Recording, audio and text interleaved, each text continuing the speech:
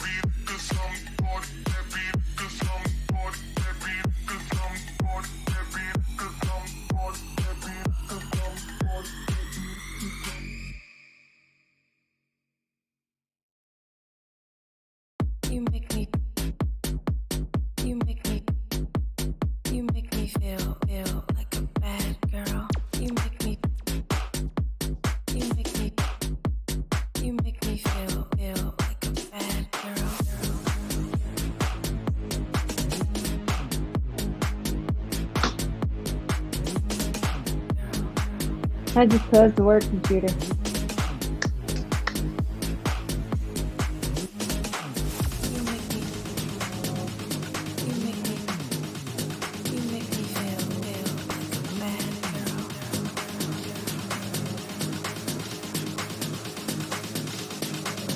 Supposed to get a picture with this day pack. I don't know how to do it.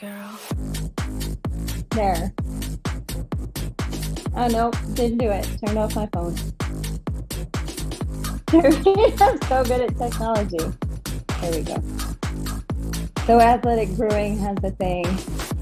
They I'm an ambassador for them too. So they have a thing where like you have to, it's the same with On. Like they have these campaigns you have to complete. So that'll work. That'll be, yeah, this one, they're actually a non-alcoholic beer. And so it's great because I was drinking Pepperfest like on these really long runs. But the problem with drinking actual beer on the trails is getting arrested, which hasn't. So, yeah, it's a good alternative. I have not been arrested yet, so. Yet. Yep, I'm ready.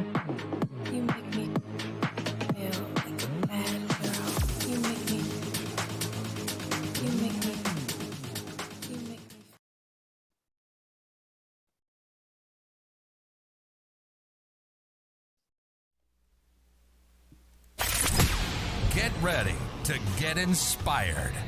This is the Go for the Goldie podcast.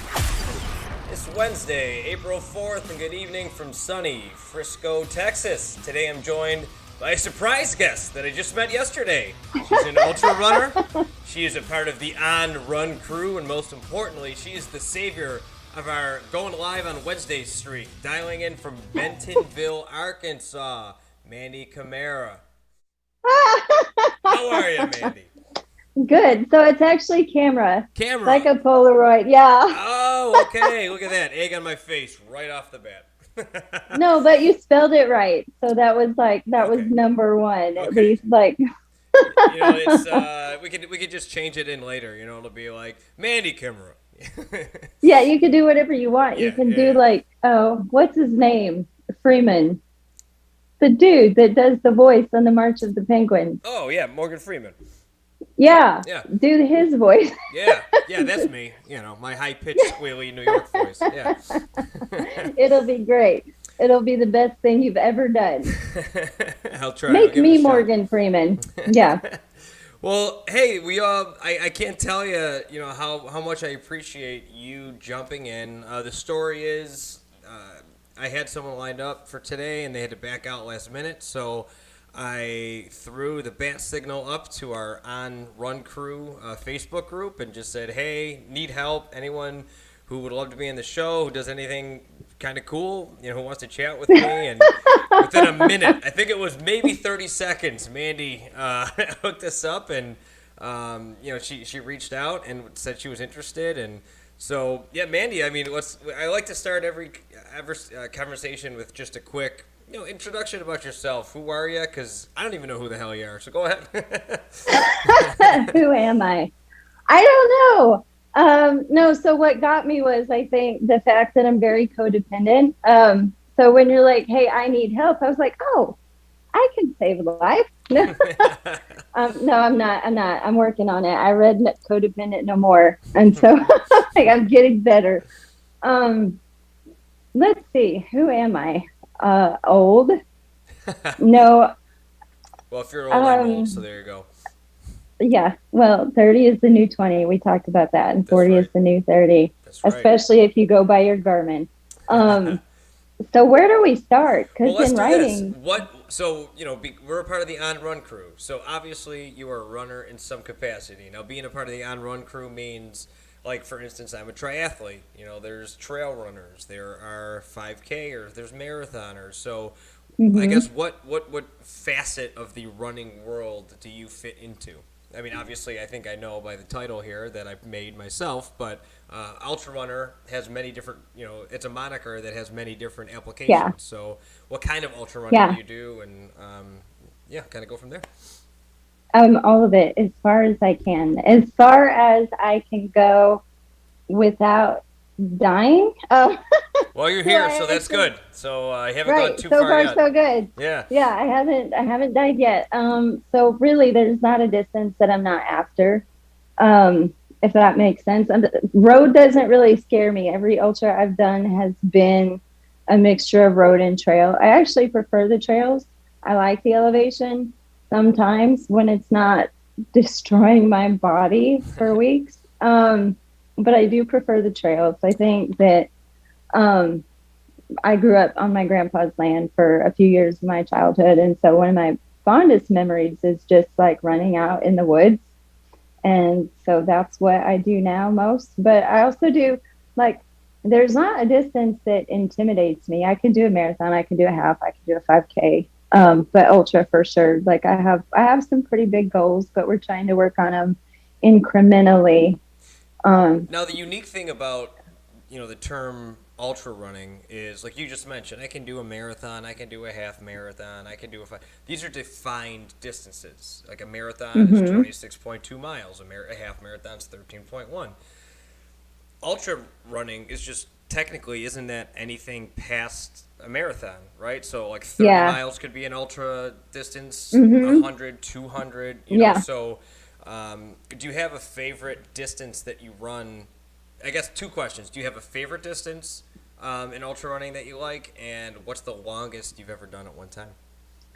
Okay, so I don't have a favorite distance yet, and that is because I haven't died yet.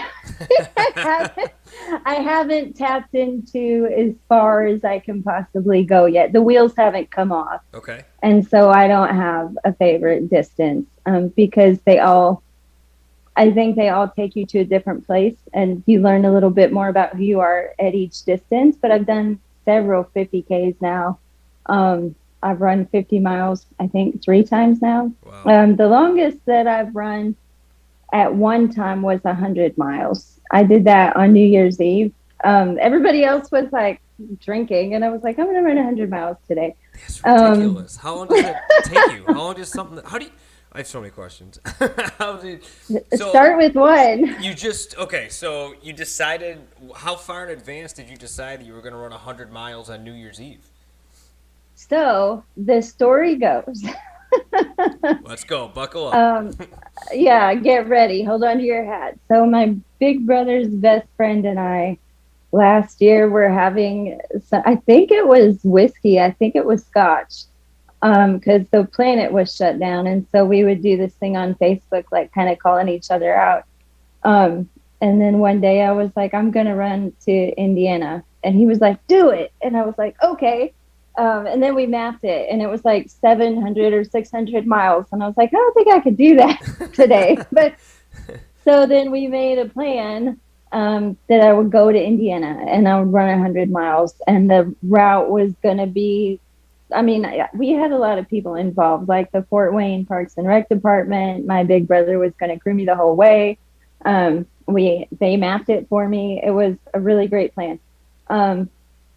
So then COVID happened. And so we didn't get to do it exactly like we thought we would. So how far in advance? I think we just decided over some whiskey in October, or maybe, no, it was September. I was like, I'm going to run 100 miles in Indiana this year. So let's start planning. And then I think in October is when I hired my coach, because I thought, if I'm going to run 100 miles, I'm going to need quads of steel. Like this is going to be really like it was the scotch. So And the truth comes out, right? right. No regrets. Because if it weren't for the scotch, I wouldn't have run it on New Year's Eve either. So I think in October I hired Chad Noel, and then through the months we just started planning, but then COVID kind of kept getting worse and shutting things down, and so the wheels kind of came off of that plan. And so I kind of knew I was going to do it anyway on New Year's Eve, but I just let everybody think I probably wasn't gonna. So I think there's. Yeah. I'm the kind of person who I've always my whole life have been a little different, and I think when you decide that you want to run 100 miles, regardless of when that is Yeah. obviously a very different goal than the vast majority of people in the world will ever do. But on top of that, to do it on New Year's Eve, it's like a badge of honor, right? You know, like whenever, for me at least, you know, when someone says that's crazy, I take this. I thank you. Like to me, that's like if someone says that's crazy, to me they can't even fathom doing that. Like they can't put their headspace in that reality. And to me, it's like that's a compliment. Like I've really pushed myself to the brink of complete exhaustion or whatever it may be that you're doing. That like you've achieve something that others can't even imagine. And 3 minutes into this conversation, you already told me you're not even anywhere near your goals because you're just gonna keep pushing. And some people can't even imagine running a 5K in their life, and you've done 100, and you're like, what's next? Let's go. Let's keep pushing. Yeah. So what happened? And I love that you said that about most people don't believe. I think what a lot of people don't realize is that like that they have the capacity at all to kind of tap in and see what else is inside you, like you just go through your life and go through the motions and, are you happy? Your bills are paid. I don't know. But there's so much to be said for finding out what you're made of for real, like how how far can I push before? I mean, apparently I can push really far. It's incredible. Yeah. So on New Year's Eve, I woke up that day and I turned it into like this 100 miles slash 100 prayers. And so what I did like the month before was just reach out to different people that I knew. And I made a list of 100 things I was going to pray for, like one for each mile. Cause I knew at that point, I knew I was going to be doing it alone. And so I wanted it to be really meaningful and really purposeful. And so, I mean, I didn't reach out to 100 people, but I still have the list. I have 100 line items, and then some people I had really specific things. And so I think just, I needed it to be very meaningful or I wasn't going to be able to do it alone. But I ended up finishing really cool. it.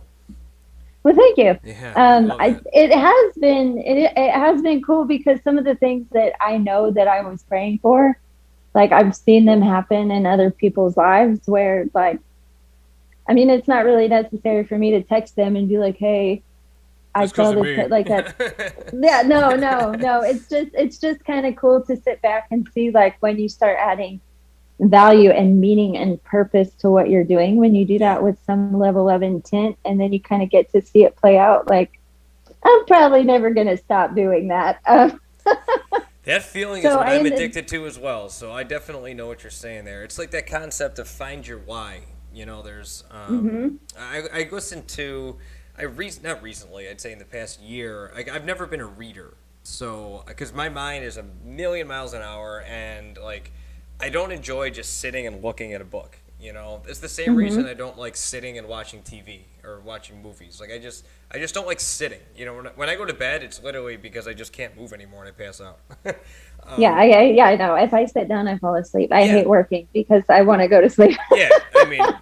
Work is a whole other thing. But so I'm not a big reader, you know, but I like listening to audiobooks. So I like listening to audiobooks when I run or when I bike for long periods or at the gym in the sauna or when I'm working on just whatever, you know, because there's just so much knowledge out there. You know, it's like the never-ending pursuit of knowledge. But one of the books that I read was Your Money or Your Life. And it really breaks down a lot of, just kind of theoretical decisions about money. And, you know, are you spending money on things that, you know, you feel like you have to, or are you spending money on things, you know, and just like the concept of like enough is enough. But one of the major concepts in the book is if I were to tell you, you know, it's like the find your why, like you were just talking about, you know, and one of the concepts is, you know, if I were to tell you quit your job tomorrow, what would you do for the next year? If I told you you have nothing that you have to worry about, your bills are paid, you got a roof over your head, all the food and shelter you want, like, what would you do for the next year? And if you can't, off the bat, just say something, then, like, there's a bigger issue than you just not liking your job. You know, it's pursue something that you have a passion for. It's living with passion. It doesn't have to be running crazy amounts of miles and stuff like that. I mean, it can be woodworking. It could be, you know, playing music. It could be anything. Yeah. But if you don't know what your passion is, keep looking until you find it. And I agree. Was it you that said you didn't get started until later in life? Was that? Yeah. So I finished 100 miles in 23 hours and 2 minutes and 55 seconds, which I didn't know was a big deal. Yeah. Apparently that's a big deal. Yeah. Congratulations. Hashtag humble brag. That's all. I didn't know it was that big of a deal until people were like, hey, I thought you should have done that in 2 days. And I was like, what? I could have been asleep. So when did I start? I guess this year will be 8 years ago. So 8 years ago, I had been clean and recovering already, I think for 3 years. No, 8, 9, 10, 11. Yeah, 3 years. And they had a Girls on the Run program at my daughter's school. And I was like, oh, that would be cool. Wow. I ran the Buffalo chapter for that. I worked for a local running store in Buffalo, and we were the ones who supported Girls on the Run in Buffalo. So that's oh, wow. That's crazy. Yeah, it's a really cool program, yeah. Yeah, it's a great program. So what happened was I really wanted my kids to be involved outside of the home, like have a thing, have Hmm. something that you're doing that's not just, what kids do these days. Yeah. So I signed her up for Girls on the Run, and she trained every day after school. And I trained every day, like on lunch break and then after work in the evenings, just to run this 5K. And we did it, and we ran it together, and she hated it. And she may never run again. She runs with our dog.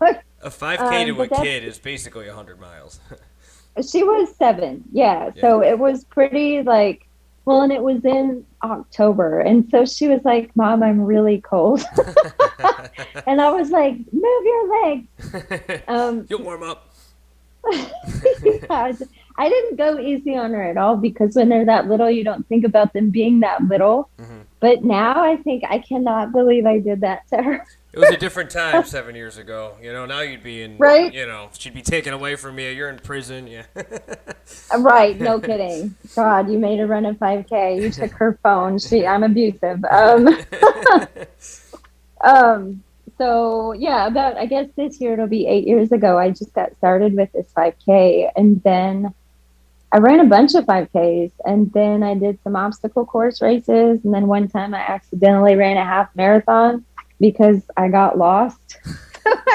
I signed up for a 5K, and I was like, I really think it's been 3 miles by now. Then I should have looped back by now. And then so I just was like, I guess I'll just keep going But there's and still see what people running, happens. so I'll just follow them, I guess. Yeah.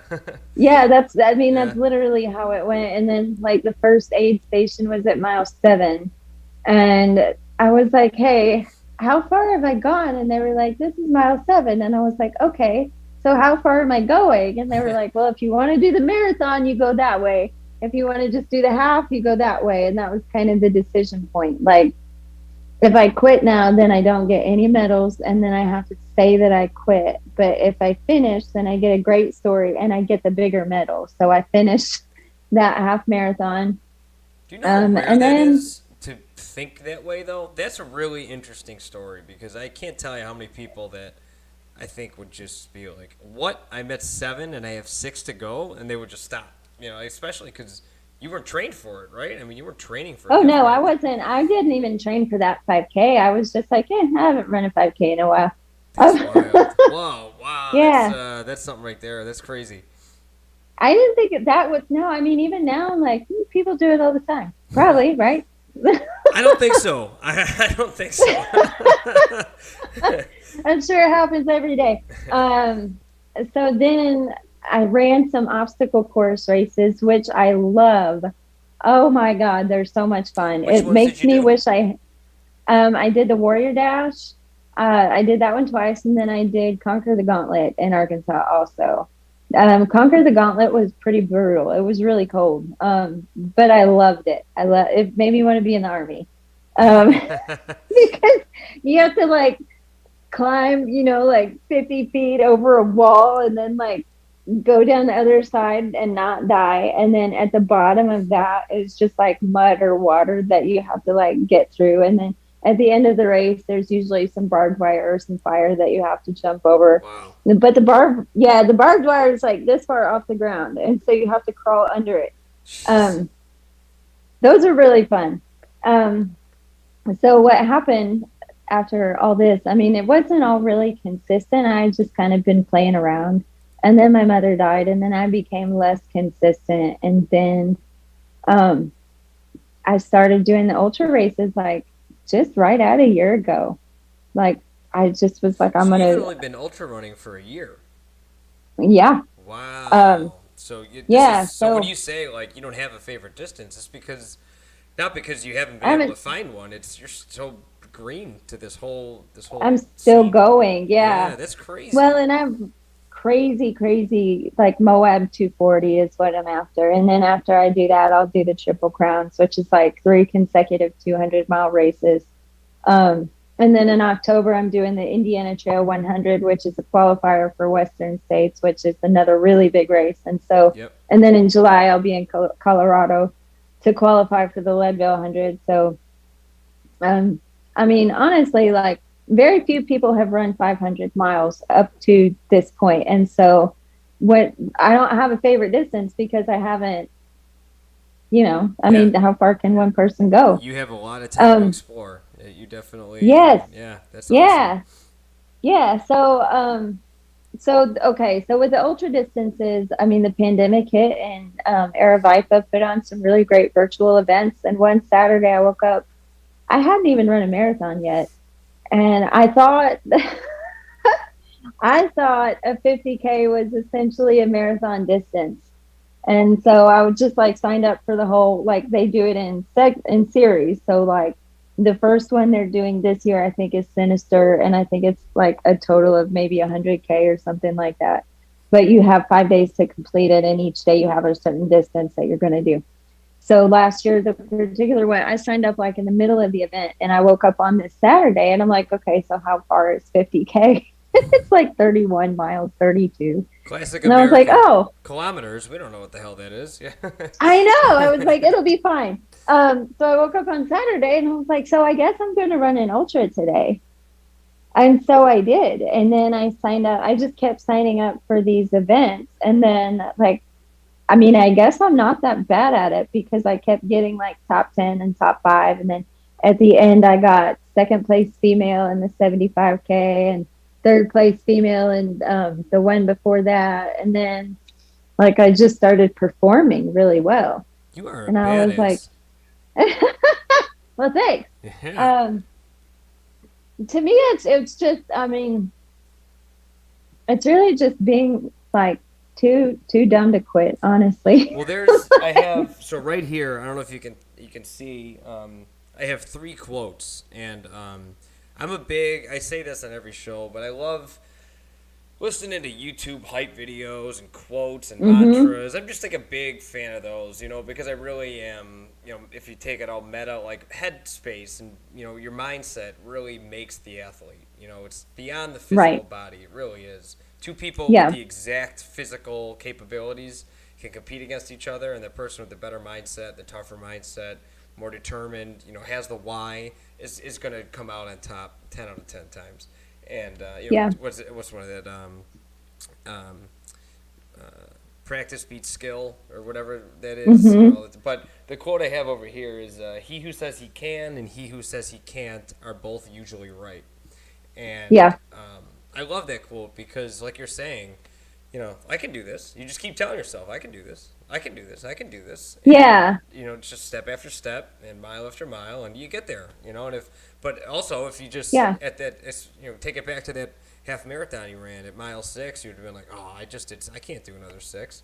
Well, you also would have been right. That never, yeah, That that doesn't never cross even your mind. occurred to me. Yeah. No, it never occurred to me. Even now, like the mornings that I woke up and realized I had signed up to do an ultra, I was like, I guess that's what I'm doing because I said I was going to do it. So, but for me, I think, like we kind of went over a little bit yesterday. It's all, to me, pain and suffering is it's subjective to like the last thing, right? Um, so I think I have developed just because I had this unnatural ability to endure pain and suffering. Like, I mean, it's like a stupid high pain threshold where like whatever distance is in front of me, like Moab doesn't scare me at all because it doesn't compare to like the worst thing that's ever happened in my life. Me, Yeah. like what's 240 miles? You get a tent, you get to sleep, you're going to be fed. People will probably make you laugh. Like, it's not going to be that bad. You know what I mean? Like, Yeah, I'll tell you, you gained a fan here. I'm really looking forward to following your career. Because I don't know many. I mean, I told you I had the one guy who broke the record for New Jersey, Cole Crosby. Shout out to Cole. yes, I did. Yeah. Yeah, he's a super nice. So I met him through my former life when I worked at the running store in Buffalo. He was the Nathan rep at the time. So Okay. I Yeah. just known him for years, and follow his career. But I don't know many people who do this kind of stuff. Like aside from him, really, he's the only person I know personally that does this Really? stuff. Yeah. So I'm really That's so looking forward crazy to me. Yeah, it's intimidating. It really is, and it's a crazy to to pursue these distances? Like, how do you train? What's your training like? Well, so in October is when I hired a coach, and I don't know what, I would love to know what he thought of me after our first phone call. Like, because I just said, hey, I'm going to run 100 miles and I don't want to die. So I was like, what do I need to do? So, and he was like, okay, well, you don't need to run 100 miles. And I was like, no, no, no, no, no, no. I am going to run 100 miles, Right. but I need you to tell me like what to do about it. I'm gonna run 100 miles, so you either help me or I'll find another coach. Like there's no. Right. Yeah. He's been amazing. Yeah. He's been so great to me and so patient, and he never yells. So not that I know of. So that's nice. And is he in Bentonville or is he virtual? Chad? No. No. So Chad is a virtual coach. He's actually in Boulder. So I think he actually, yeah, I think he might be able to be at my Colorado race. So that would be really cool. Oh, nice. He was number one in the country. So, I mean, he's no joke. Like, if you need a coach, Chad's your guy for sure. So shout out to Chad. And I didn't tell you this, but after every show, what I'll do is anything that you mention that we talk about on the show, like I'll put your socials down and we'll get to talking about that beer that you have there.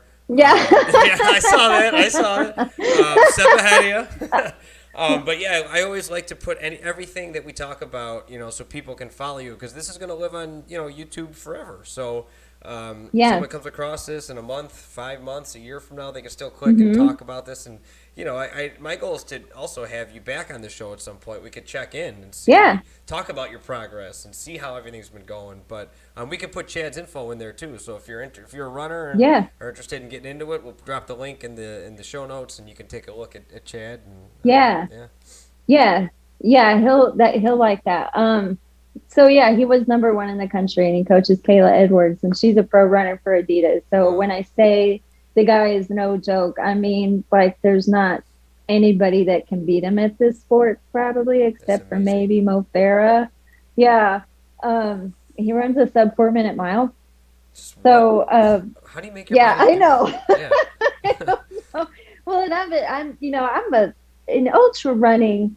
We like to take it easy, like we like to chill. And the tortoise and the hare, you're more the tortoise, not the hare. I get it. Yeah, like, can we just look at the flowers for a minute, So, but how do I train? I listen to Chad. I try not to think about it. He sends me my plan I have my lifting, so there's lifting. And then I've incorporated a lot of yoga and physical therapy. Can we stop right there real quick?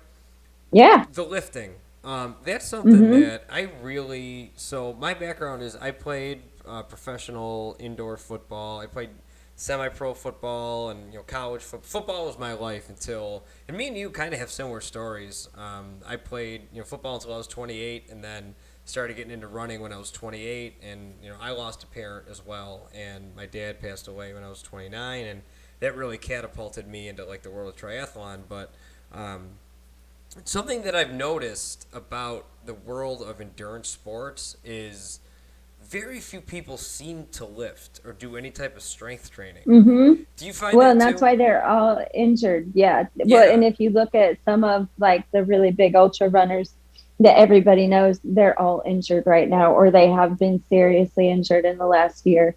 And I know because I follow them, and I'm like, well, you should have been lifting. Yeah. There's such a which value I would never. to it. It's just weight bearing, functional training. I mean, this is the kind of stuff that, and this is, what I'm trying to do is I'm trying to show that you don't have to be like a twig to be an endurance athlete, because that's kind of the fallacy that people have in their head is, well, you have to be, negative 45 pounds in order to, be a runner. And I'm trying to be the example of that you don't have to be that, No, and you shouldn't. I mean, it depends. It also depends on your distance too. Like if you're running, if you're exclusively a marathon runner, of course you're going to be incredibly thin, but you should still be lifting because the muscle is what protects your ligaments and tendons, period. End of story. So in all the ultras that I did last year, I think I did 12 in 2020. Yeah. Wow. And I started, yeah. I mean, I was running really crazy, but before I had Chad, like I could barely walk between events. Like it was awful. It was the worst. I mean, I don't know if I was making good or bad choices. I think they were still good because I have a lot of awards from performing well, but I could barely walk. So, Have you ever so lifted before? yeah, Have you ever been any kind of regimen before you got into training with Chad? um, no, not really. I mean, when I would say like, "Hey, my IT bands are really messed up," they would be like, "You should be doing strength training." I would be like, "I'm not gonna do that." You are who we were talking um, about. Yeah. right? Yes, I am. I was just like, I'm not lifting. Like, I don't. Why would I ever lift anything ever? Which is so weird now. Like, why Yeah. did I think that? Because this has been like my longest injury-free streak ever, like in any running in the last 8 years. So this is great. But you're But doomed yeah, to not repeat enough. history if you don't learn from it. So, you learned, you kind Yeah, of took an objective look at it, and now that's all you can do as an athlete is what works, what doesn't, and, keep adding to yeah, the knowledge base and moving forward. So that's awesome. Good on you. yeah. So yeah, so we do the lifting, we incorporate speed work. I have to go and get a regular massage, which sounds nice. Um, and my massage guy is wonderful if you're watching, but that shit hurts. Okay. Like like it's not like your nice lady, you know, Putting stones on your making back. Yeah, that kind of. no, no, it's like an elbow in my spine. So the real It's deep pretty tissue, intense. just breaking that up, huh? Yeah. Yeah, I'm not very big either. So sometimes I feel like I'm playing a game like where I'm not gonna say uncle. So like I'll just lay there and be like, I can do anything. I can run 100 miles. I can get through 60 minutes of this. Like so the massage and then the chiropractor and then like super intense stretching, yoga. I mean, we kind of have everything going on right now That's because awesome. you want to be able to keep doing it, right? Like Yeah. you don't. I didn't. A friend of mine, Kevin, posted on his Facebook, I think last night or today. He said, "I didn't come this far just to get this far," and I I was love like, that. "Yeah, me either." I love that. Yeah, Yeah. like I didn't come this far just to stay here. So Yeah. like whatever Chad says to do, I'm probably gonna do it. Like you got to surround yourself with people that know a lot more than you. Yeah. You Never know? be the smartest one in the room, and that goes for athleticism too.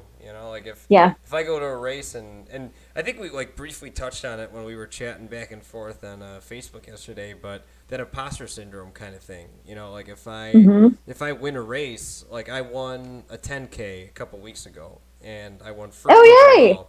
Yeah, I mean, That's yeah, great. it was cool, but like, see, even me like there, I know I don't deserve to win it. Like I'm not. That my time was good. It wasn't like first place overall, but like most people would be like you. Like yeah, not people are like yeah, you won it. And I'm like yeah, but like the good people weren't there that day, so it was just a consolation. That's how I feel every day. So I have an anxiety disorder, and I don't know if this is what keeps me this way or if I just will always. I don't really know why I'm like this, I guess is what I'm trying to say, but I never feel like I've accomplished anything. Does that make sense? No, it Like does. even I like think. even No, go ahead. Go ahead. Sorry, I don't mean to interrupt. even after Millie Bobby Brown is going live right now. What's up, Millie? I don't care. Yo, Millie. No, I even after running 100 miles, I couldn't sleep like that whole next day. Like I had been running for 23 hours and I couldn't sleep because all I could think about was, I bet I could have done better. Mm-hmm. Like I bet I could have run faster. I bet I could have given it more. I bet I could have done, 100 different things better. Like it never occurred to me that I had really accomplished anything. It was just like, okay, so how am I going to be better the next time that I do this? Or what will I do differently? Or is my coach going to fire me because I just ran 100 miles by myself? Right. I never felt like that accomplishment or like this gigantic sense of pride. I just felt like, okay, I hope that everything I prayed for happens, and I wish that I did a better job. Well, I'll tell you, I think about that a lot. I really do because I think it's an odd paradox. I think with elite Hmm. people who are elite at anything. Some of the best musicians of all time were just out of their mind on drugs and alcohol. But like, Yeah, so did they have a drug and alcohol problem? Because that led to the beautiful music that they created. Like Michael yeah, Jordan. Do you think Michael Jordan won his first championship and was like, well, I did well. It's Michael Jordan just pushed harder than anyone that's ever played the game. So in that, like you say, you have that anxiety, issue that you deal with, and I mean, I don't have anything like diagnosed or anything like that, but like I constantly have that same mentality after a race. I'm just like, even if I'm standing there and I won, I just am like, the good people weren't here today. I didn't deserve this, and yeah, I'm just constantly thinking like that. Like I mentioned yesterday, I'm on the age group USA triathlon team, so. Um, yeah. So you're a boss, basically, I don't know about that, but and thank you you. don't even think so. But we get to go, like I proposed to my fiance in Switzerland at the World Championships, and it's just, we've been able to go all over the world, to different World Championships and represent Team USA. But like the day of the race, I put the USA. It's just ironic that I have this shirt on today, but I put the USA, kit on for triathlon, and I go to the starting line, and you'll see. Oh, you still there? Oh, there you go. Okay. You Yeah, my see, phone. I was. it said Mandy, but you weren't there. But anyway, I'm here. I'm here. you go to the starting line and you see, Italy, South Korea, Canada, Mexico, South Africa, England, and I'm standing there like, what am I doing here? I don't deserve to be Yeah, here. And but that's, I think, necessary in the pursuit of excellence. I think yeah, I think there's a balance. There is a crippling effect of that where, if you constantly feel like that to the extreme, that could paralyze you. But at the same time, I mean, look at the inverse of that. If you're just overly confident and feel like you're not going to work hard, and then right. obviously someone who's not going to work hard isn't going to see results. So I think a little of that is needed to be successful in anything, and I think that's a Yeah, commonality in a lot of greats is that imposter syndrome. It's that constant drive to make sure that you feel like you belong, but you're never going to catch that. So it's like chasing that carrot that's always in yeah, front of you. yeah. I'm working really hard on just being. Like I'm working really hard to make sure that I'm trying not to care about it so much. Does that if that makes sense? Like I'm Yeah. trying to not let it get in my head that I feel like okay, so on a speed workout, here's kind of let me get this notification out of my way. On a speed workout, kind of how it happens. So the way that Chad does it, and I've told him to keep it this way. I don't know how every coach does it, but he says, "Here's your workout," and then I go out and run the workout, and then I tell him like, "Here's what my paces were like for each rep in speed work," and then it always happens this way where I say, "I think I did really bad. Like I don't think you're gonna. I mean, I think I probably need to do this one again." And then like hours could pass, because he's coaching other people and has a whole life. Um, and then he'll text back and be like, "Damn," and I'm like, "Oh, okay. That's a surprise. Well then let's go harder next week." So I mean, I'm trying not to worry so much about if I'm performing well because I feel like if I'm so concerned with my performance, then I'm going to forget about why I'm doing it. Like I really want to continue to do it like with purpose and for the sake of like championing a cause, like whether it's social justice, or just like finding ways to love people really well. Like I get a lot of messages from people that, they have never run before, or they'll message me and say, "You're a unicorn. How do you do it?" Things like that. And that's kind of where I'm like, the thing is, I'm really just a person and I'm not doing anything that anybody else can't do. Does So that make that sense? no, that is exactly no, you hit the nail on the head, I think, with that, because I think it's a security blanket for people to think in terms of, like, let's just use LeBron James, for example, like the elitist of elite, right? The guy is obviously one of the best basketball players that's ever lived. So people want to say, well, yeah, he's, 6'7", can jump out of the arena and, can hit a three from half court. Well, of course he Yeah. can, but he wasn't born that way. Like, do you understand how many hours and hours and hours of work and waking up at 5 a.m. and grinding in the gym and the thousands upon thousands of free throws he's taken? Like, yes, he was given that body, but he wasn't that. You know how many other people are 6'7" that didn't do anything with that? Like this. Right. It's Yeah. not like that doesn't come without work, and I think it's a security blanket for people to say, like the person you just said who reaches out to you and says, you're a unicorn. How do you do it? I think inherently they want to hear, well, I was just born this way. I can't figure out, I just started doing it one day and here I am. Like that's really not how it is. But I think people want to hear that because that gives them security in not doing it then. Do you know what I mean? But I do understand that. I think that's one of my, I try to write about it a lot on my Instagram, like, cause like you're saying, like the people that kind of the onlookers, I guess, like the audience, they have no idea what 4 o'clock in the morning actually feels like. I mean, it's pretty brutal. I don't like it. Yeah. Like you have no idea the amount of work and the amount of sacrifice and the hours of training that goes into a thing. Yep. But also what I was going to say, and I have forgotten. Oh, they inherently, yeah. So they'll do this thing where like you have this or you have this. So one thing I try to write about a lot is that it really is just work. Like I did not wake up here. I was raised out of like unspeakable childhood trauma that kind of, the way trauma works is that it changes your DNA and it keeps you in survival mode. And when you're in survival mode, you cognitively are not able to make like good functioning decisions, right? Because your brain is effed up.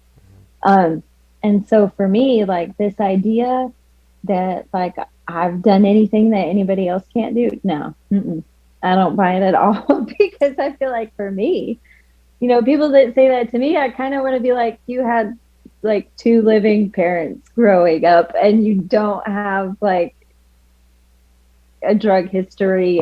You don't have, you know what I mean? Like You've been beautifully set up to succeed. And so like nobody really has an excuse, in my opinion, to not be doing something with themselves. Like I told you, I'm sorry I keep wiggling around. I think I got a pinched nerve in my shoulder.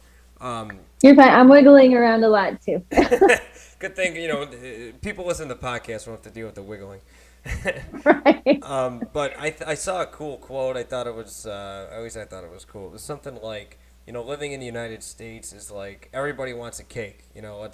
Everyone wants to be successful. Everyone wants to, bake a cake. And in America, we have the pan, we have the ingredients, we have the utensils. You just got to bake it. You got to do the work to bake that cake. And I think so many people don't want to bake the cake. They just, I want to buy it. Well, you can't. You got to make it.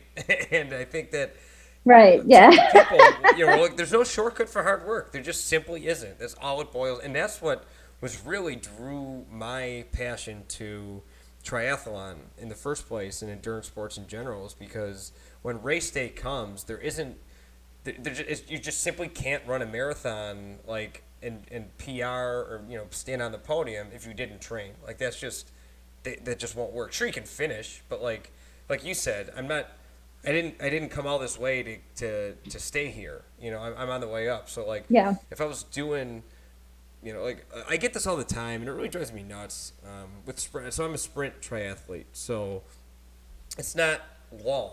It's a half-mile swim, a 12.5-mile bike, and a 5K typically. So the first thing that people tell me is just like, oh, I could do that.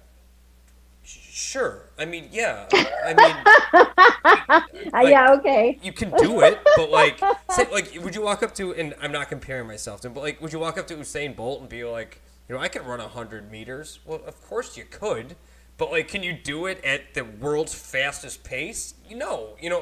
No, yeah. Well, in a triathlon, after you run and you bike or you swim and then you bike and then you've got this 5K, that's only 3 miles. So in my head, while you're saying it, I'm like, you better be moving then.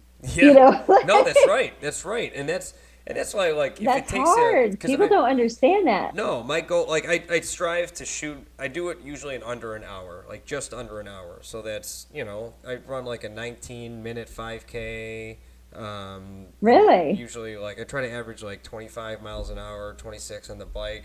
So these are, like, you're cooking, Wow. and like when you're jumping on and off the bike, it's not like you're walking your bike out. It's called the flying mount and dismount. So you unhook you take your feet off. Like, you take your feet off. That sounds painful.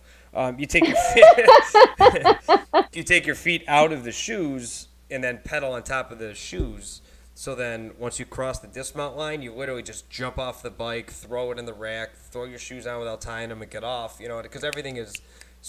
There's a lot of skill and technique to it, and so I'm always offended by when someone's like, "Well, I could do that." Sure, I mean, I could go out and like I could if I really wanted to run 100 miles right now. I know I could, but like to do it in under a day, that's incredible. Like that's You train got to for really that. want to do it. Yeah, that's Yeah. right. Yeah, and it's just I don't know. I think people want to find comfort in the mediocrity, I guess, or maybe not.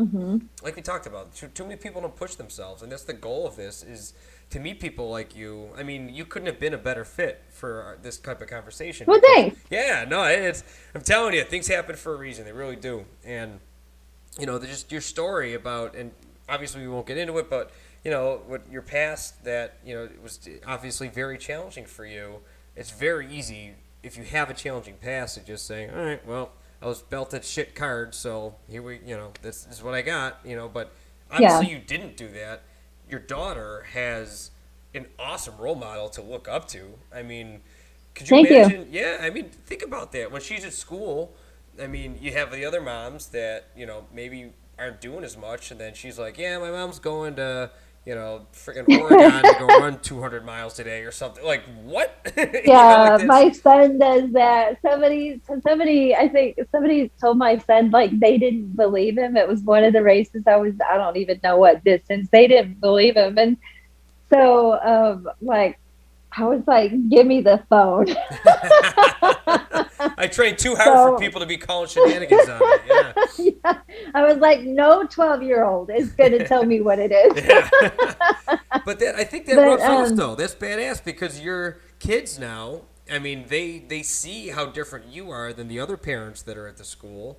So then they're like, well, I want to be like my mommy. Like I want to be the role model. Like I want to be a role model. I want to stand out. I think that's contagious, and especially learning that. I hope so. Like you said, like with the trauma, how it can alter your DNA or your thought process. I mean, as far as the negative goes, the positive goes that way too. If your kids Yeah. see you cranking out 100, 200-mile runs and placing and, top 10s, top 5s, podiums, all over the country, I mean, that's super contagious too. It's like, well, why Yeah. not? Why can't I do that? I came from her.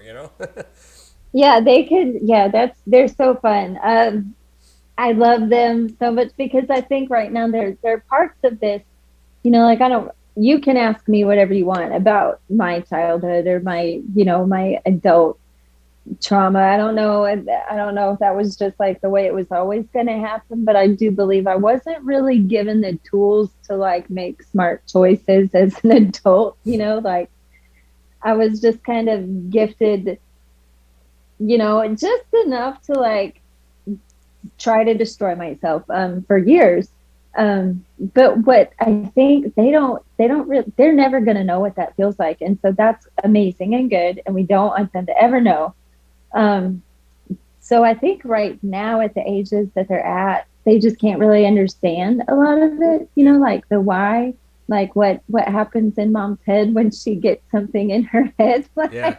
there was a 10-day fixed time event, from like the end of December to the beginning of January. And so I ended up running 277 miles in this 10 days. That 100 miles was just one day.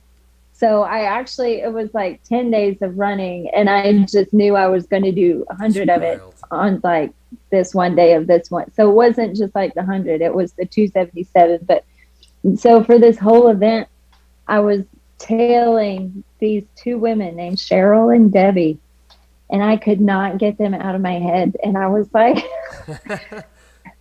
who the F is Debbie? Because she was like 2 miles ahead of me for like the last 4 days. And I was like, I'm going to go run another 2 miles then. Yeah. It's like Where the does ghost like of where Debbie. Yeah. it was so awful. Because it's like Debbie and Cheryl. It was just, so then I had like a couple of people that I would text and I would be like, I think I could probably do another 20 miles today. Cause I did like 15 this morning and the kids are fed. They're good. So I think I can go again tonight and get another 20 out. And then maybe I'll be far enough ahead of Debbie and Cheryl that like, That's so I'll crazy. still place. And I mean, it was nuts. So even my daughter was like, they don't even know who you are, Mom. Like, I know who they are and they're not going to outwork me. I'll tell you, I think so it's interesting. It's like, I think it's a interesting contrast because you obviously don't want your kids to go through what you did, you know, but they never will. But what you went through makes you who you are today. Right? Yeah, it's really, yeah. It's an interesting, you know what I mean? It's kind of like we were talking about earlier with like, you know, the crazy musicians, if they never did these drugs in the 60s and the 70s and made this great music, they never had the drugs, would that music have come about? You know, so it's... No, it wouldn't have. And okay, well, there we got the answer. But that's the point I'm trying to make, though. It's like, it's as a parent, I don't have any kids, so, you know, I don't, this is not something that I ever have to chase, but, or you know, face, or at least right now, but, you know, for you, that's got to be tough. No. We'll see. But it's got to be tough for you to be like, you know, because you don't want to coddle them too much because then you see the results of that, you know, basically spoiled kids who never, you know, when they hit the real world, you're seeing cancel culture. Yeah. You're offended by everything, you know, where, right. You know, like, you don't have time to get offended by anything. It's like, I'm too busy I don't, focused on my goals. I'm trying to, you know what I mean? It's, yeah, they're like, there are 3 things I care about probably, but maybe 5. I mean, I am really passionate about social justice and racial justice. Like, if I were to pick a cause, it would be that, but also like special needs, you know, like we have special needs in our house that we deal with. I care about my kids. I care about my faith. I care about like my very small circle. But yeah, no, I don't have time to worry about the media is spinning whatever they're spinning that day. I really only have time to like get my miles in, go do my job, make sure my kids are taken care of. But as a parent, yeah, it actually is really hard. I think maybe I'm too hard on them. I think because I'm tired, man. Like I get up too early to argue about like who's gonna eat the last apple. I don't care. You know what I mean? Figure it out. Because you know what? You're going to hit the real world, and some dick's going to run up and just steal that apple. And, you know, you're going to have to figure it out at that point, you know? Yeah, I'm not the apple police. I don't care if you're tired. I don't care. Like, I don't care what you feel like. That's one thing I say all the time. Like, it doesn't matter how you feel. Because the facts are the facts. Like, the facts are that we go to school. The facts are that when you're a kid, school is your job. The facts are that you have to do chores. You have to take the dog out because you wanted the dog. You know what I mean? Yep. Like feelings just don't really come into play. Which is not to say. It's so ironic that you say that because one of those like YouTube videos that I listen to perpetually, one of them he goes, it's this like motivational speaker, and it ties in what we were talking about earlier in this, but he's like, it's this motivational speaker kind of like tough, you know, loving a group of kids or whatever, and he's just like, you're all about your feelings right now. I don't feel like getting up. Well, who does? Who does feel like waking up at 4 a.m.? You know, like, nobody. Yeah. Yeah, my buddy who I had on the show last week, he played professional baseball. I got drafted by the Arizona Diamondbacks, and he is obsessed with this gym called F45 now. I don't know if you've ever heard of it or not, but it's an awesome gym, and I would go if I wasn't a triathlete, I would be going there. It's 45 minutes. But you're never standing around for more than like 15 seconds. It's just all Oh, functional okay. workouts, hammer hits, sled pushes, ropes, like all that kind of stuff, all that functional training, and it's a really intense 45. But anyway, he's at the 5 a.m. class every morning, 6 days a week, even on Saturday, Yeah. and we talked about the same concept last week. It's just, I think getting up that early and getting a workout done, like having a goal, striving for that goal, and hitting those checkpoints along the way. And those checkpoints, to me, meaning that daily, that alarm goes off, your feet hit the floor, you're out the door. Yeah. It crosses over to every other aspect of your life, too. So when I'm logging Yeah. into work, and same thing with him, like we were talking about, when I log into work at 9:30, I mean, I already have 4 hours under my belt. Yes, I I've know. already I think worked, about I've that hit the every day. sauna, I've taken a shower, I've had breakfast, I've checked my email stuff. I'm ready to go. And you see these people like rubbing their eyes and they're just waking up. It's like, what? So you wake up late, you go to your job that you don't necessarily enjoy all day, and then you watch TV until you fall asleep again. Like, that is just literally the biggest waste of a day that I could possibly imagine. Yeah. That's nuts. It's the waste of a whole life. Yeah. But you're absolutely right. It does really. So I get up at 4, and by the time I get to work, I've already eaten like 3 times. I can only imagine how much you Food eat. What does a day of your nutrition look like? it depends. It depends on the day. So usually in the morning, I'll have raw oats with some protein powder that I really like because it has collagen in it, and then some bananas, and then I'll chop up some almonds and put that in there, What and brand? usually some blueberries. What brand? Ooh, blueberries. That's what's up. What's Yeah, the what's the she said blueberry. Oh, I love blueberries. What's the protein powder that uses the collagen in it? Me and my fiance were just talking about this last night.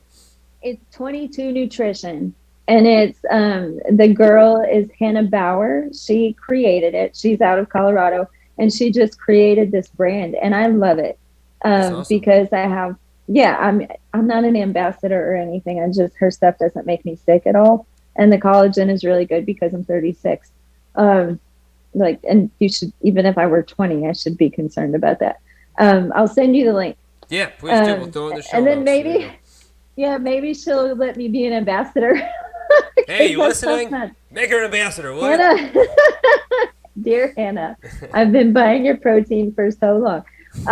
So usually in this bowl of oatmeal, it's got the oats, the protein, cinnamon, honey, blueberries, almonds, shaved coconut. I mean, I really pack a lot in. I'm drooling. And then usually I'm starving right now. it's so oh good. my God. It's so good. Sometimes vanilla. Yeah, I mean, there's nothing you can't put in oatmeal. It's true. Then usually about an hour and a half later, I'm starving to death. Like I feel like I'm going to die. So then I'll have like a piece of toast with like the Maranatha maple almond butter. That stuff is amazing. I've never heard of that. Yeah, it's so good. I'll send you. I don't really know how to spell it, but I'll send it to you. Cool. Send me a link. That's what spell checks. Yeah. Yeah. And then usually maybe 45 minutes after that, I'm starving. This is how today went. Like I'm about to die. I'm hangry. I'm not nice anymore. So then I'll have a boiled egg and a banana. Okay. So that's like my 3 breakfasts. And then lunch. And so usually that's fish and kale and spinach. And then dinner is, it could be fish and kale and spinach, or sometimes it might be like a gluten-free, dairy-free pizza or something like that. Probably when we're done here, I'll eat some nuts, and I'll probably eat like a half a jar of peanut butter. Nice. I mean, really, good. like, I love avocados. I eat a lot of avocados. A salad.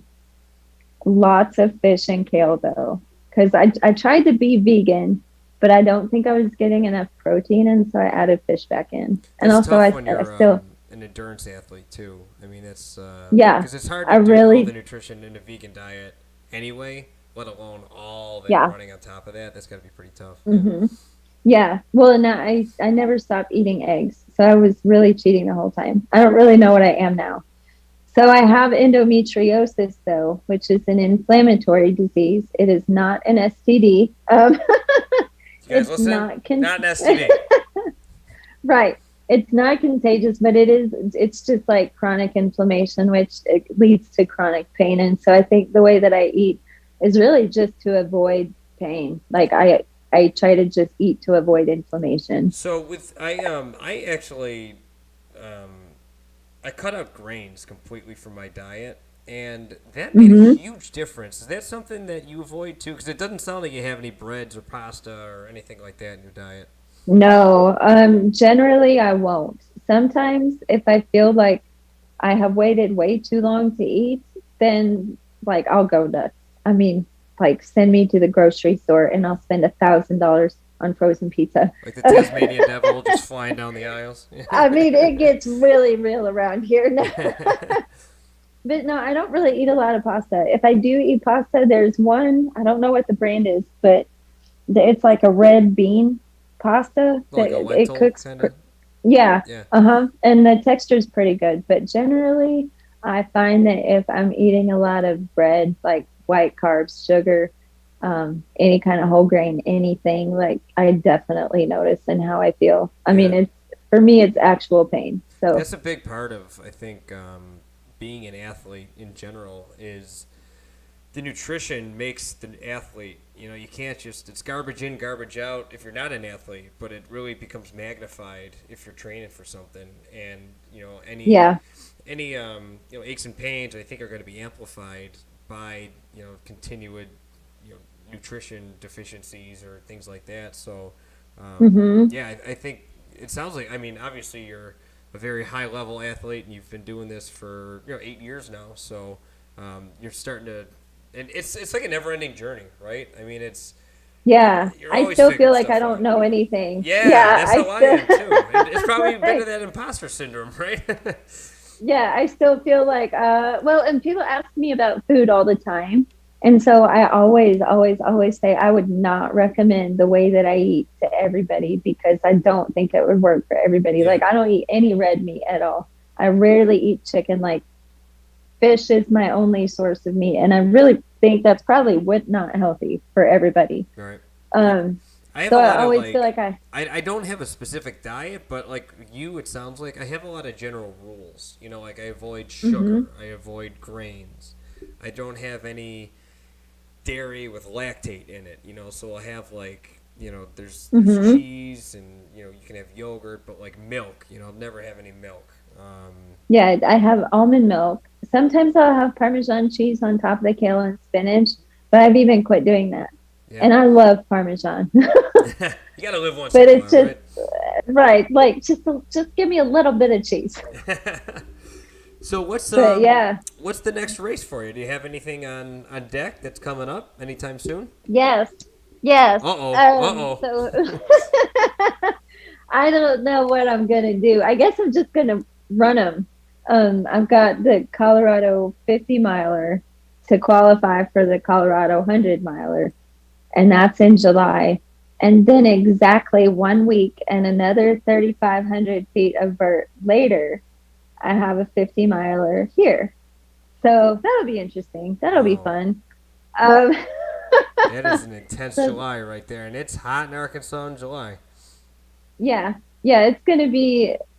But I kind of think like, well, okay, so a week before I'll be in Colorado and maybe die, and then I won't die, and the altitude won't kill me, and then I'll come home and 3,000 feet will feel like nothing, Right, right? right. Like it'll Sounds it'll good. be fine. Yeah. Sounds good. Yeah. it'll it's gonna be great. So I might do the Aravaipa event. But I think it starts on the 19th. I think it's a Sinister event, but we'll have to kind of see. I have to talk to my coach. Last year, what I did was just, 19th of I signed April, up for you're talking about? everything. Oh, Like okay. next week. Yeah. I haven't decided if I'm going to do it. Okie dokie. Cause the way yeah, the way I did everything last year was, I just signed up for everything. Like, okay, another race. Okay, another race. But that's also, I could barely walk like between them. So this year, I'm really trying to lean into the process and Yeah. lean into like, gaining wisdom and knowledge from somebody that knows more than me because not being able to walk when you're a parent is really bad. I bet. Um, I mean, Like not being able to walk at ever is pretty bad. Yeah, so I'm trying to like be a good student and learn how to push smart and not push stupid. I think Yeah. last year I really learned a lot about what I'm capable of. And then this year I think has been more about like just like being wise, because I ideally don't want to have to replace parts of the body that I have. So, Yeah. trying to just be wise with it. But I don't know. I mean, I might do the ultra next weekend. We'll see. Well, Probably not. keep us Maybe. posted. I mean, I always like to. I'm kind of like building this. The goal of this show is to talk to people who are inspirational, who are doing really cool stuff, like we talked about earlier. But it's not like I talk to you and it's like, all right, on to the next one. Like I want to develop a relationship where we have you back on the show. We get to track your progress. I'll retweet your stuff. I'll share your stuff on Instagram. You know what I mean? Like I want people Yeah. I want it to be a community, of just inspiring people, like the League of Extraordinary Athletes. It's Yeah. yeah, because the niche Yeah. that I originally started this show with was I wanted to interview people who, because there's the weekend warrior people and there's professional athletes, but there's a niche of people who are like us that compete at crazy high levels that aren't professionals, and Right. Yeah. No, we still have to go to work. yeah, exactly. And I think those people don't have a community. I really don't. So I think Yeah. it's cool to see this, and like you see all the stuff that people are doing in the on run crew, and that's why I figured I would drop the post in there. And I mean, just because you're fast, honestly, is why you're on today, because I had like 20 people shoot me. So I'm good for the year in interviews. I'm good. But I want it to be like a central, I want this to be a community of people who are doing really cool stuff. And Yeah. yeah, and we're going to go from there. So I got to ask you, since you're part of the on run crew, what is your favorite shoe to wear? What do you wear on your runs? Okay, so it depends on the run, which I don't know if you know that. So I just got the Cloud Ace for speed work, but I haven't gotten to use them yet. I got So that I don't today know. too. Yeah. Yeah, and they're so pretty, and like I just want to hug them. Go to But I sleep don't on know. tonight, I don't. yeah. I might just. Just go It'll be walk fine. with It's not yeah. weird. Welcome So home. Welcome lately, home, Cloud Aces. Welcome home. yeah, they're so pretty. Like, oh my God. I'm a shoe fetish. I'm not really bougie in any other way, but like the shoes. And if I was going to give them to us, I mean, Also, that's good. right, right. Yeah. I know. And my nails. I like my nails to look nice. Let's see the nails. Let's see them. They're pretty nice. Oh, yeah. Oh, yeah. There you go. Can you see them? They're just like black and white. They're very simple. Okay, so Cloud Flyer for the 4 a.m. Okay. They really feel like they were made for my feet. Like they literally do. That's one of the unique stability shoes without posting. So if you were a Mm-hmm. stability type person but don't want the posting. Yeah. Yeah.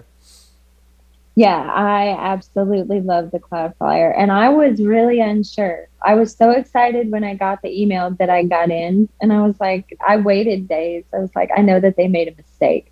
Like they probably didn't, like they probably, I don't know what happened, but I'm sure that there's going to be another email that says like, we're so sorry. You're crazy Like, interesting and you're killing it. Of course you should be a part of it. no, I just couldn't even believe I made it. So the Cloud Flyer, and they really made me a believer for real, for real. Like I'm really particular about my shoes, and those shoes, I love them. I could kiss them, and they've been through so much mud. And then for the trail, I got the Cloud Ultra. Nice. And those shoes, yeah, they're Those are the new super ones. responsive. Yeah. Yeah, they're better than I expected them to be. I was very brand loyal before I had them. And so I was like, I don't know.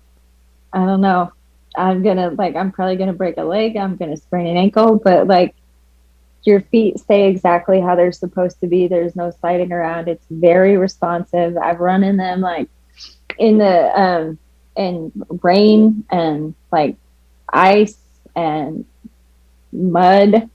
And I mean, they're just a great shoe. They're very great grip. What else can I say about them? I mean, they're exactly what you need them to be when you're on a trail, That's basically. awesome. Yeah, I'm not a big trail Yeah. runner, so take her advice. That's trail runner, straight from the horse's mouth there. That's not calling you a horse. I'm just saying the term. Your face is huge. No, That's exactly what I said, and we have it on camera. it's fine. I love the It's fine. Stratus. I'm a big fan of the Stratuses. I got them for the first time last year, and just got the welcome package today. Did you get the welcome package yet? I don't think so. I don't check my mail very much, so I don't know. You should check it because there's a lot of good stuff in there. Yeah, yeah. I started. What I think I'm gonna do is on my YouTube channel. Think I'm gonna start doing shoe reviews. So when I get a new pair of ons, because we get all the tech, and things Yeah. like that, just do an unboxing, talk about them, go like over the technical stuff, and then take them for a run. Yeah. Take the GoPro with me. I think people would like that. So. Yeah, Um, I think you should. I've been posting mine. Sometimes if I'm on a treadmill, I can record a run. Mhm. A lot on the trail, I think I just look so silly, like, Yeah. but I do like to try to take pictures of them. I think people would be very responsive to a shoe review, especially since On is kind of, a lot of people, like, they don't realize what an explosive brand it is. They have questions. Yet. They definitely have questions when they see them. Because they're so Yeah. unique looking. Yeah. Well, I started a daily vlog too, and I think one of the reasons I wanted to is because going back to like what you were talking about before, when you're a unicorn, how do you do this? Well, I put my pants on the same way that you do every morning. I just Yeah, I set lay the out my alarm and get clothes. up. Yeah, it's like I stand up. yeah, and so I Step started doing a one. vlog to like kind of take people through my day to show like there's a lot of freaking hard work that goes into it. It's not like I just show up to a race Yeah. and I win or I place. Yeah, I well, think people enjoy that. and yeah, I think that they do too. I think people really appreciate genuine. I think that's been the most valuable feedback that I get Yeah, from my social media is just people really appreciate honesty, and people appreciate the willingness to like let them see some of the struggle or write about, what it actually feels like to be like in this space, like where you're like kind of elite, but you're not like pro elite, or at least to some of the world you're elite, but to you, you're still like very small. You know what I mean? Like there's a lot of stuff that goes on I think you're behind exactly the right. scenes. I mean, so this is just my opinion on the way the world works now is everyone has like this microphone is freaking $30, right? My internet connection is whatever a month, whatever for Wi-Fi. This laptop was $900, right? To think that I have a voice for the world, I'm nobody, but I can communicate with anyone. I have endless information at my fingertips, and I think the idea of old school celebrities, the Brad Pitts and the Angelina Jolies, and I don't watch movies, so those are the two that came to my mind. Well, we like Brad Pitt. But I think the day of those kind of celebrities, I think, are kind of on the way out because people would rather engage. People like the idea of logging on to a live, and that's why you're seeing live streamers and YouTubers. They're becoming household names because you can go on and interact with them, and you feel more of like an everyday person as opposed to Tom Cruise or Sylvester Stallone. They're never in the public domain. They're not doing any type of they're in an ivory tower, where they're not real people. Like right. Does that make sense? Like they don't feel like real people. Exactly. Where, like me and you, like we just met yesterday, and we're on an hour and 20 minutes of having a candid conversation with no pre-recorded questions or anything like that, and we've learned so much about each other. It's cool, but like the common bond is we're part of this community that we applied to be for because we love the brand and. And it all circles back to like what we began with. I said, being a part of the On Run crew. There's so many people doing so many different things there, but I think the commonality is we all just we grind our asses off. We really do. Really, for real. I think there's so much to be said for that too. The grinder mentality. I'm definitely a grinder. I think that's one thing. If my coach could change anything about my behavior patterns, it would be like just that I'm so damn relentless. Like it pain is not really a thing if you act like it's not a thing. Okay. Yeah. But like, I've that's gotten not really myself in true. trouble We that know. way too. Yep, I feel you. Right. So, but I love that you said that, like, because motivation just doesn't really have anything to do with anything to me. Like, no, 99.9% of the time I don't feel like it, but like, it's the work has to be done. If you only Right. worked out Like, and you felt like it, you'd get nowhere. no. And I would eat cake every day. Well, I we would eat sure a wear lot that. more cake. That's part of half the battle right there. Well, Mandy, I Yeah. mean, we're at an hour and 20 minutes. I think it's a good time to wrap it up. I always like to ask, though, have you, I mean, obviously you just found out about this whole setup 24 hours ago, so I'm sure you don't have. But, I mean, is there anything that, like, we didn't touch on or anything, any last words that you like to throw in? Here you go. This is your time. Last words. I guess I would just say, like, for anybody that's listening that feels like maybe, like, you're a psychopath and I'm a psychopath and they're never going to be able to do anything like what we do. There's more in you than you believe, like 100%. Like, there's so much more on the inside of you than you're giving yourself credit for. And all you have to do is just, I mean, really just like dig a little bit. But really, I mean, that's what I would say to anybody. I think that's a hell of a message to end the show on. What do you think? I think it's good. I think we're good. All right. I love it. Well, thanks for coming. And like I said, we're going to put Mandy's socials and everything in the show notes. So let's give her support. Shoot her a follow. We're going to put all her social media in there. From what I've seen, she's really fun to follow, and she's going to have a lot of really cool races coming up. So let's support her. Let's